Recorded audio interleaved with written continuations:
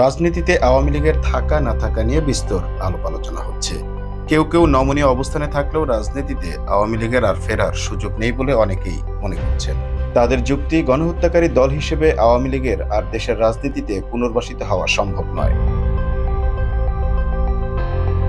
বারবারই দেশের মানুষের রক্তে আওয়ামী লীগের হাত রঞ্জিত হয়েছে। আওয়ামী লীগের হাতেই দেশে মানুষ সবচেয়ে বেশি খুন, হত্যা ও গুমের শিকার হয়েছে।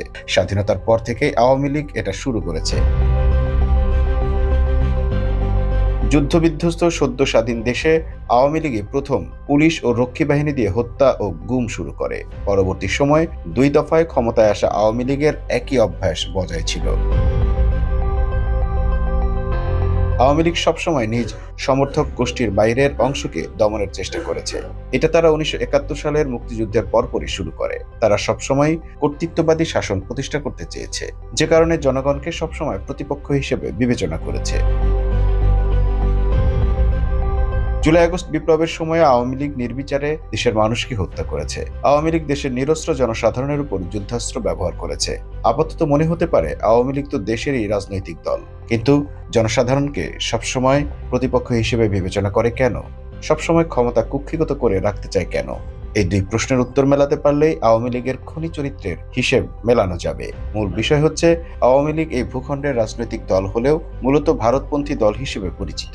দলটি বরাবরই নিজ দেশের মানুষের স্বার্থের চেয়ে ভারতের স্বার্থকে গুরুত্ব দিয়ে বিবেচনা করেছে। এ কারণেই বরাবরই দলটি জনসাধারণের বিপক্ষে অবস্থান নিয়েছে। আওয়ামী লীগ মূলত ভারতের নীতি কৌশল সম্প্রসারণে কার্যকর ভূমিকা রাখে। এই হিসেবে বলা যায়, আওয়ামী এই দেশের সাধারণ মানুষের উপর আস্থা রাখতে পারে না, পারা সম্ভবও নয়। আওয়ামী লীগের রাজনীতিতে ভারতীয় কংগ্রেসের রাজনৈতিক কৌশল আদর্শের ছাপ দেখা যায়। কংগ্রেস যেমন ধর্মনিরপেক্ষ ও অসাম্প্রদায়িক দল হিসেবে পরিচিত, আওয়ামী লীগও নিজেদের অসাম্প্রদায়িক ও ধর্মনিরপেক্ষ দল হিসেবে পরিচয় দিয়ে থাকে। কিন্তু এই দুটি দলই দুই দেশে ক্ষমতায় থাকাকালীন ধর্মীয় ও জাতিগত সংখ্যালঘুদের উপর হামলা হয়েছে।